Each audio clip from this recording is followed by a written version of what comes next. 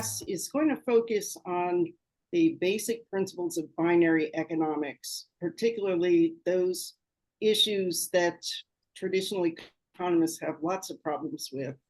And Mike Rainey, our director of research for CESJ, is going to be making the presentation. We'll have a few moments that Norm and I will make some brief comments. We mainly want to get questions from you, all of you. We had some study questions, and you have the option of, when we ask everyone to share a question that they want to have discussed, if you want to use one of them, that's fine. But also if you have a question relating to the readings, okay, so we really are trying to stay within certain categories. I know everything relates, but we want to stay, since we're covering principles, raise or discuss according to the assignment, please. I still have those questions. The quiz questions are really to help you know that you've hit on the highlights of this course. And what we'll do is we will distribute them. Don't worry about, that we're having them completely line up with the assignments, but you should, after certainly after a few weeks, you should be able to answer those questions, because you're going to hear a lot of the same themes repeated. And what I would ask is, by the end of the course, that you have gotten through all of the quizzes, which would be 9. There'll be 9 quizzes.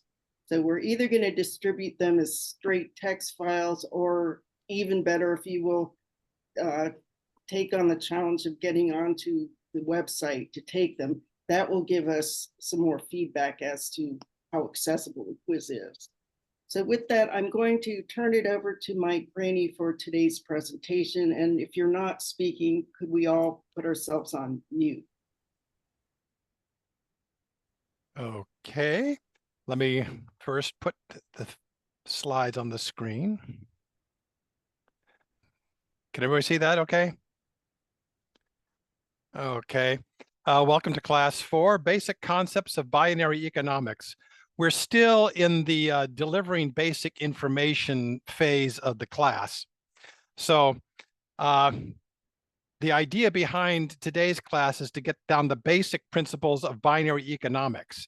In contrast to the standard, we're only going to present enough of standard economics to show the difference between this and what we're talking about today.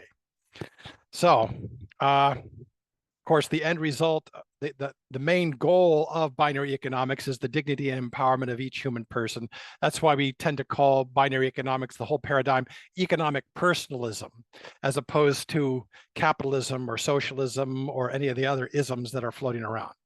Now, the main thing that most people focus on within binary economics is, and the reason it's called binary economics, is that we divide the factors of production into 2, rather than the classic 3, or the more modern 5 to a dozen to 2,000, or however many you want. And these are, of course, we call them the human and the non-human. In other words, anything that is connected inherently with the human person, we consider labor, even if it's only your brain working. And anything that is not inherently part of the human person is capital.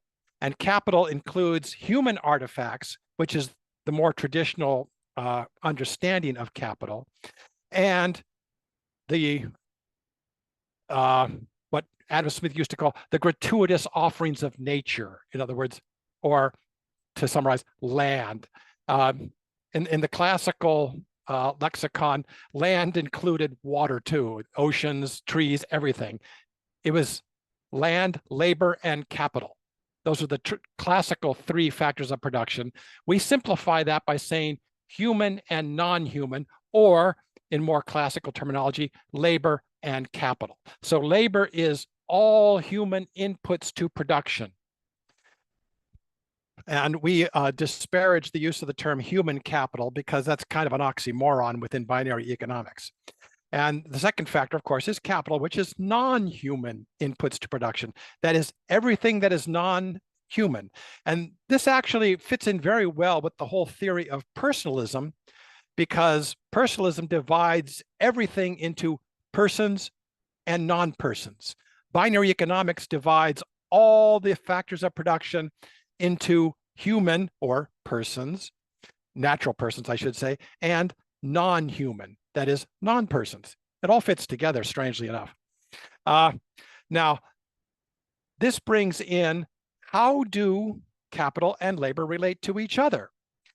Within the predominant Keynesian theory, capital only provides the environment within which labor can be productive. It is not itself productive. And this is reflected in a lot of the statistics, actually all of the statistics you see coming out of the Bureau of Labor. Is it the Bureau of Labor? Anyway, all the statistics coming out of government, and it seems that governments throughout the world all use this, they define productivity as output per labor hour. Well, what if you've got a fully automated factory and the only human input is where somebody comes up and pushes a button or flips a switch to start production? What's the productivity factor then?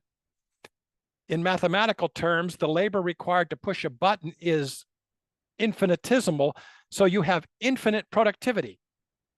Well, what Kelso did was say, why not look at productiveness? What is the productive capacity of each of the factors of production if we recognize each of the factors as themselves productive, not just providing an environment or enhancing labor? So, as I said, productivity in standard economics means rate of output per labor hour, which can get pretty ridiculous. I mean, for instance, you've all used self-service elevators. What is the productivity of a self-service elevator? It's infinite. All this comes from a fellow called David Ricardo. Classical economics is divided into two schools, the Ricardian and the Smithian. Binary economics is derived mostly from the Smithian. And the labor theory of value that is the heart of the Ricardian school means that everything's due to labor. Everything comes from labor. And this got him David Ricardo into a rather bit of a problem, because how do you deal with land? Because there is land that is productive without any human input at all. So what he did was come up with something called Ricardo's detour, in which if you need land to be productive to make your argument, then it's a factor of production. If you don't, then it's not. So you can see why they called it his detour. Now, don't worry about that, because it won't be on the test. What will be on the test is productiveness. And that means the pro rata contribution that labor and capital each make to production. And how we figure this out is, in practical terms, it's awfully hard to do today, because we do not have a free market to measure the market value of the factors, because we have minimum wage laws, we have subsidies from government, we have all kinds of things interfering with the free market. So that I think that Kelso used 10% for human labor and 90% for capital. And when people start asking, where'd you get that? He kind of had to fudge a little bit, because there really is, within a non-free market, no really accurate way to do that. But as I already said, Kelso's observation is that humans contribute through all the factors that we call labor, capital through everything that is non-human. Then it says in 10,000 BC, there were two factors of production, labor and capital. And in AD 1900, it's not 1900 AD, there were two. And today there are only two. And as we said, what's the problem with measuring output in terms of labor inputs alone? Well, as I said, with the self-service elevator, it can get ridiculous, because what is the labor input, the direct labor input to a self-service elevator? It's infinitesimal. Or with a completely automated factory, all you do is flip a switch and everything starts to go. And as Kelso pointed out, tomorrow, there will still be only two factors of production. The problem is that as the input of capital increases and labor decreases, what's going to happen to labor?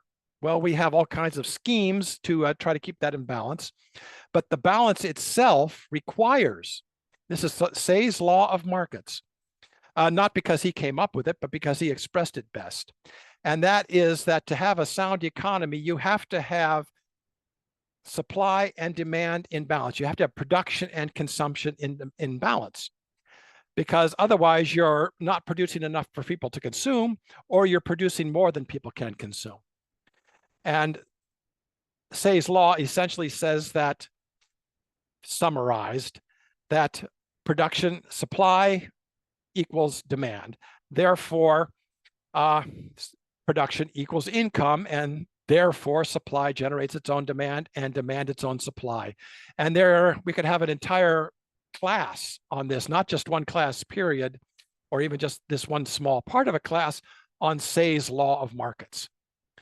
But essentially, for the purposes today, production has to equal income. And what Kelso realized is that it doesn't, because what under today's system, people think they have to overproduce in order to have enough savings in order to invest in new capital. But capital isn't productive, so why do you need new capital? Well, to provide the environment in which people can create jobs. Sorry, that's another whole lecture to illustrate the paradox of Keynesian economics when we really want to get back to binary economics. And Say's law is based on Adam Smith's first principle of economics, which is consumption is the sole end and purpose of all production. If you're not going to produce it, if you're not going to consume it, why produce it? And as Captain Obvious says, it is impossible to consume something that has not been produced. And apparently Keynes thought you could get around that. So obviously the only way to consume is to produce. And so that you must either produce, if you want to consume something, you either have to produce it yourself, or in a just system, absent charity or theft, you have to produce something that you can trade to somebody who is producing the thing that you want to consume. And therefore you get Say's law of markets. If you want to consume, you must produce, and production must equal consumption. That's if your economy is running in a just manner. And as we said, the classic factors of production are labor, land, and technology, or as they used to say, labor, land, and capital. And so we have there that strong woman there who's going to look like she's going to beat us up for labor, and then land, and then the machinery, which is technology. So Kelso simplified that is to, obviously, this is human and non-human. Now, within the non-human, we do treat, the natural productive assets like land differently from the human-made artifacts like technology, but that's only because land is by its nature limited. All natural things are by their nature limited because we can't create them, only God can. Now, here's a quick, don't bother to write this down, you can get it when you look at it later. Basically, Jean-Baptiste Say was saying, we don't purchase with money. Money is just a symbol for what we produce. Money is the means by which we exchange what I produce for what you produce. So that when Keynes thought, or Adolf Berle or any of the other Keynesians thought, we can create wealth just by printing money, he was full of it, because money stands for the value of something that has been produced or that reasonably will be produced. Otherwise, it's fake money, it's counterfeit. And if you look at the Keynesian system, it's based on counterfeit money. Now, Say's law is so important that Karl Marx and Keynes felt that they had to reject it. And they rejected it on the grounds, which apply to both of them, is that labor is the only factor of production, and you need past savings in order to be able to invest in new capital that, according to Keynes, you don't really need because it only enhances or provides the environment for labor to be productive. This is the paradox, one of the many paradoxes in Keynesian economics, whereas if capital isn't productive, why do you need it? You can't answer that question. Now, how did Kelso fit Say's law into binary economics? Well, they call it the binary growth principle. And that is as capital ownership, which is becoming the predominant factor of production, if it isn't already, is the ownership of it is widespread throughout a society, economies will grow steadily, and supply and demand will be in balance, and the economy will be far more stable than otherwise. When you try to second guess how much to overproduce so that you have enough surplus to reinvest, you're always going to be wrong. I mean, we'll get into that in a little bit. It's called the economic dilemma.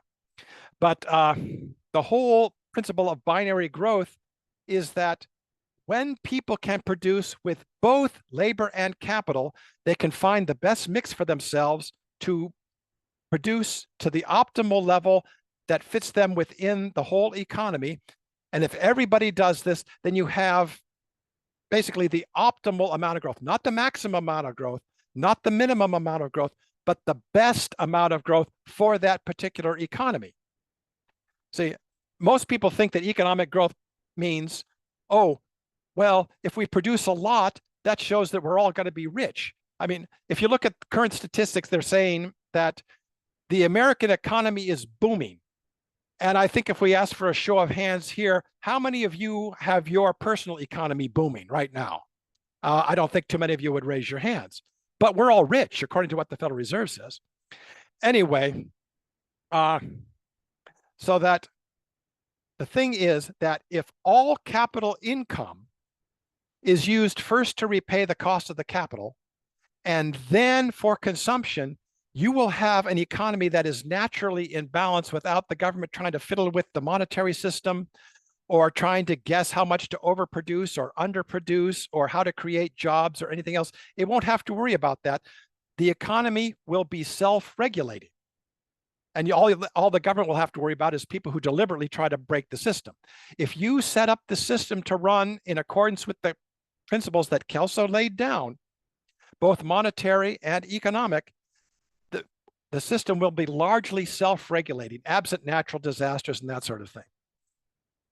Now, what this does, as I said, is that it eliminates the whole idea of government guesswork and the Keynesian magic wand that says, well, how do we figure out how to stimulate demand by shifting savings around, by manipulating the money supply and redefining money and printing up money and taxing people so that we tax people the right way to get what we want and the wrong way to get what we don't want? And I mean, why not just tax people to get revenue, to run the government?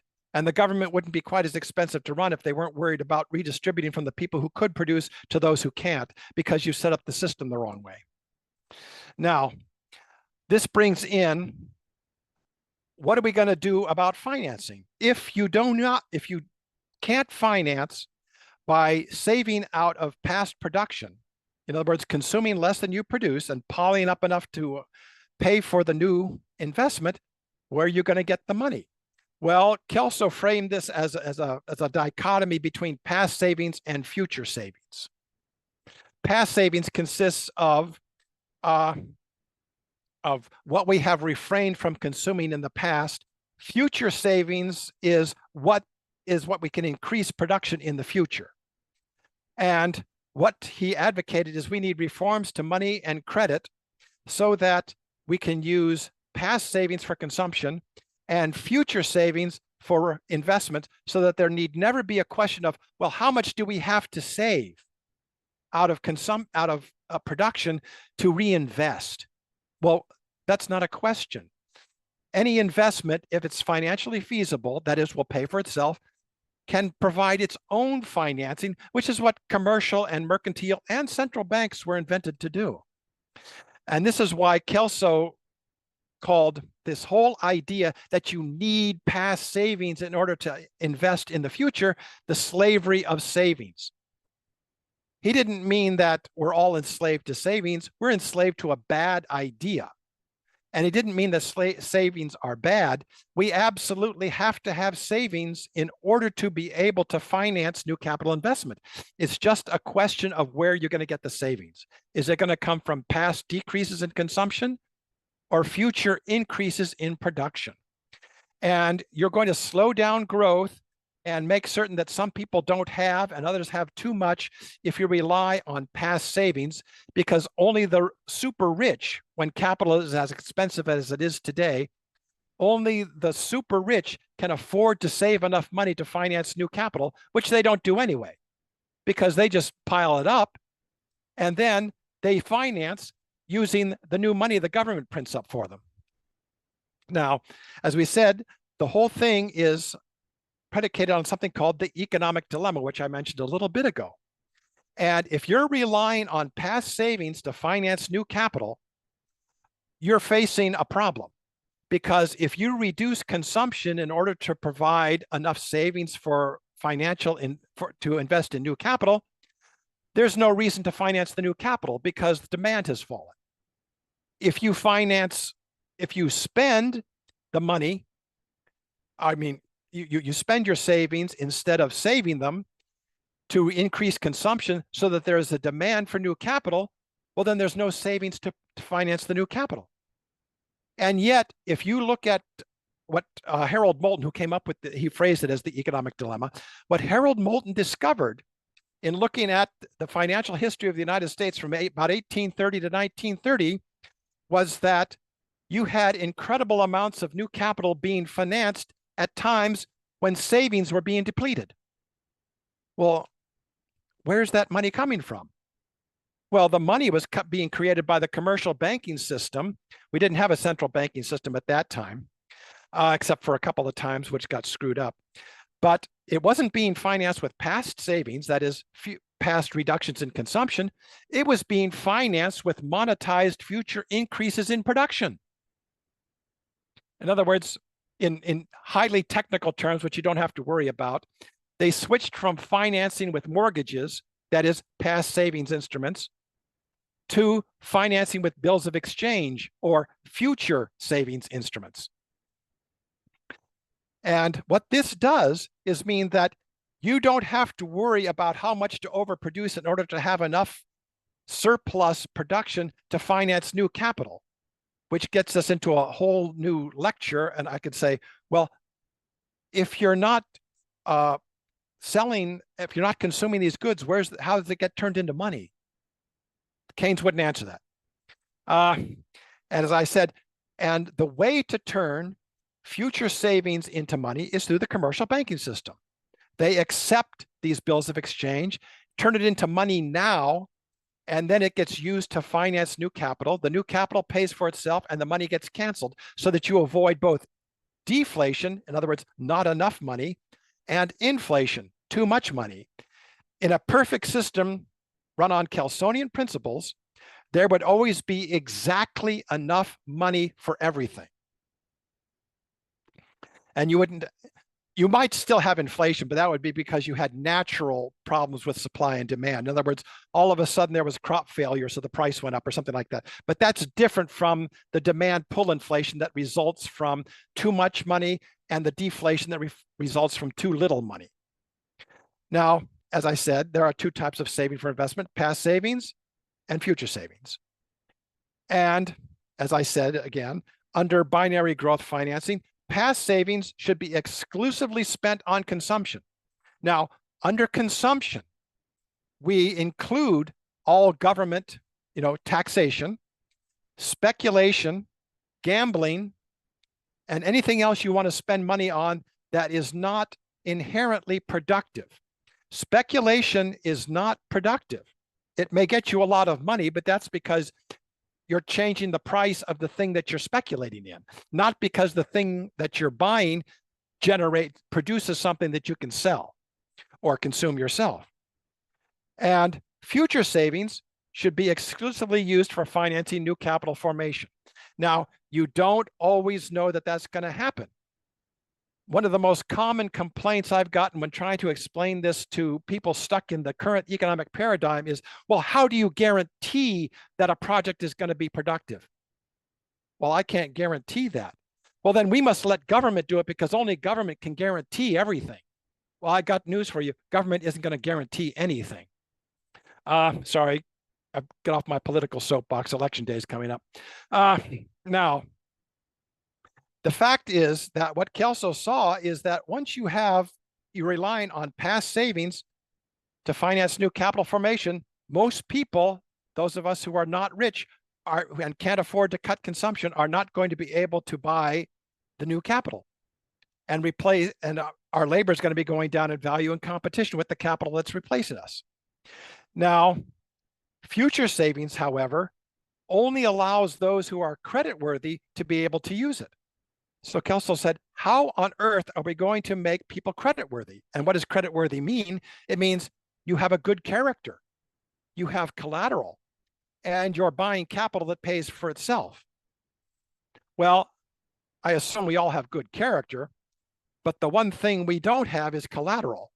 And that's going to prevent us from being able to buy capital that pays for itself, because nothing is 100% certain, and no bank is going to legitimately lend money on anything that they're not 100% certain of, or that isn't collateralized properly. So what Kelso and Adler came up with, mostly Kelso, was his proposal to free economic growth from the slavery of past savings. And the key to that was to shift creditworthiness from the borrower to the investment. And you do that by, instead of using, under the past savings paradigm, you need a feasible project. That's the same in the past savings or the future savings paradigm. You need good character. Well, we can't verify that for everybody, but we can have a sound system that will work regardless of someone's character. So you don't have to keep proving that. The old system is traditional collateral, a pile of wealth that will satisfy the debt if the new investment doesn't pay off. Well, Kelso said, well, since that's to guard against risk, why not use insurance? Insurance was invented to secure against risk. So if you use what they call the traditional risk premium on all loans and use it as an actual premium on a capital credit insurance policy or capital credit reinsurance policy for the stuff that's really risky, you can replace traditional collateral with a new form of collateral. In a weird way, it's kind of like renting collateral. You're paying a small percentage of the worth of the collateral just in case it goes belly up. And then, well, I won't get into the insurance lecture, but rarely does an insurance pool get depleted because everything goes wrong at the same time. The premiums are set depending on what percentage of things they expect to go bad. So everybody pays a little bit just in case somebody loses big. And of course, the main difference between the past savings and the future savings paradigms is that one uses past savings and the other uses future savings. Now, the beauty of this is that instead of being restricted to the currently wealthy, anybody can use the binary economics paradigm. All you have to do is to find a credit-worthy investment. Sorry, I couldn't think of the word. The credit-worthy investment that's going to pay for itself, and it can be financed with the very income that it's going to generate and collateralized with capital credit insurance. Anybody can do that. As Kelso rather unpolitically correct said, he could build ownership into a wooden Indian. But you can use, people in a coma can do this. Newborn babies can do this. People who are completely non-compos mentis, such as myself at the moment, can do this. It doesn't matter. Anybody can finance new capital and become an owner in the way Kelso described. So that once you crack the money system and set it up correctly so that nobody's messing around with it and money serves its true purpose and is created and canceled in the correct way through the commercial banking system backed by the central banking system, and the purchase and the financing of new capital is carried out properly, that is, all new money based on future savings is restricted to new capital investment, and all past savings are used for consumption. Then once you put this together and everybody can become an owner so that your labor and your capital mix can produce what you consume, and you can consume what you produce in aggregate. Then, in a perfect Kelsonian world, you would have a balanced economy. And we wouldn't be looking at some of the headlines we're reading today. So we need to get money power to every person, but not in the way that most people think of, where you win the lottery. You get money power by using money and creating it and using it in the right way. And I'm supposed to have a closing slide here that says own or be owned, but I forgot to add it.